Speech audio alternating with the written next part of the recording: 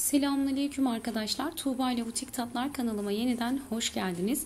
Bugün sizlere yoğurmadan, yorulmadan evinizde kendinizin yapabileceği çok lezzetli pide tarifi vermek istiyorum. Daha fazla zaman kaybetmeden bu tarifin yapım aşamasına geçiyorum.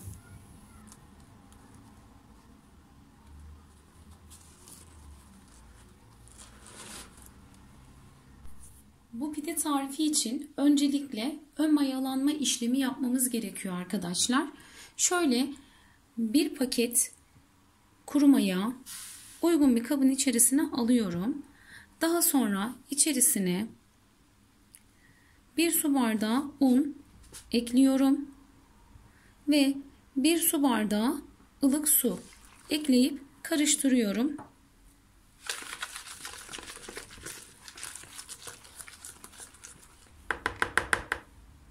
İyice karıştırdıktan sonra üzerine streç film geçirip 20 dakika dinlendiriyorum.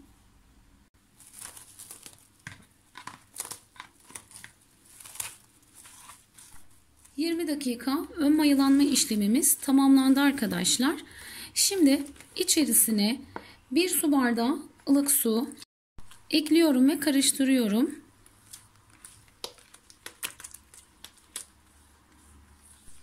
Ve şimdi içerisine 3 su bardağı un ekliyorum.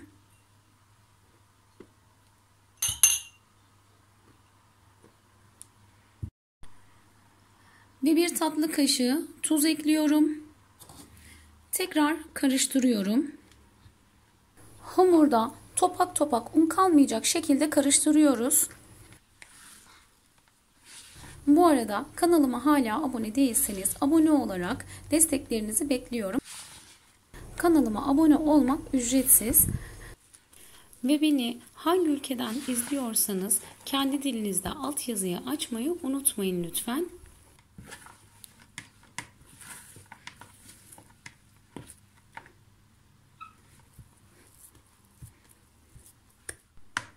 Değerli izleyenler ve sevgili takipçilerim, hamurum toparlandı. Hamurun topaklanma ihtimaline karşılık elimle şöyle bir defa karıştırıyorum. Kesinlikle yoğurmuyoruz. Bu işlem 10 saniyelik bir işlemdir. Bu işlemi yaptıktan sonra tekrar üzerini streç filmle kapatıyoruz ve en az yarım saat dinlendiriyoruz. Hamurunuz ne kadar dinlenirse ekmeğiniz o kadar lezzetli olacaktır. Dinlenen hamuru biraz un serptiğim tezgahın üzerine alıyorum.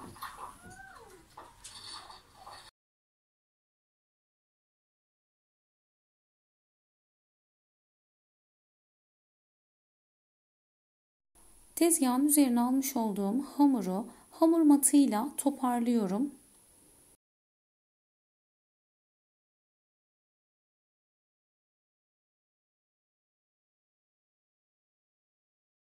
Bu tariften 2 adet pide yapacağız arkadaşlar ve hemen toparlanan hamuru ikiye bölüyorum.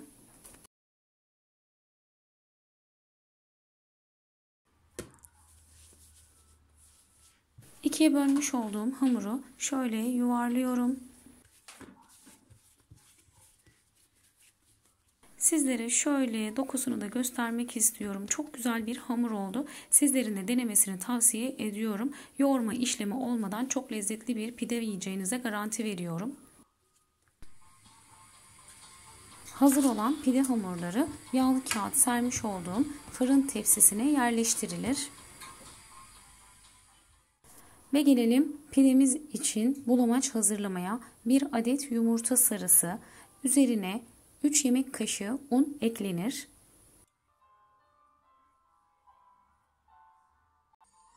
Unu ekledikten sonra 3 yemek kaşığı ılık su, 5 yemek kaşığı kaynar su karıştırmış olduğum suyu üzerine ekliyorum ve homojen kıvama gelene kadar çırpıyorum.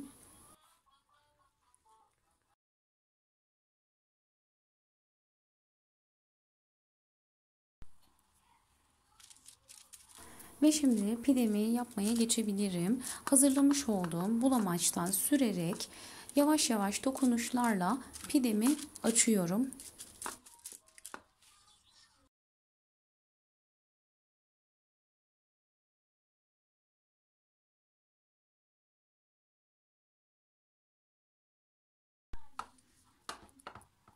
Açmış olduğum pideye şimdi parmak uçlarıyla şekil veriyorum. Sizler pidenizi dilediğiniz şekilde hazırlayabilirsiniz. Bu işlemi yaptıktan sonra en az 20 dakika tepsi mayası vereceğiz arkadaşlar.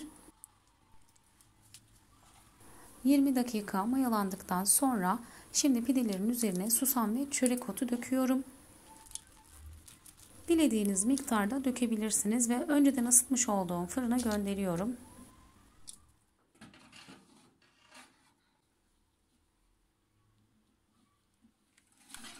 Ve şimdi pidemiz afiyetle yenmeye hazır.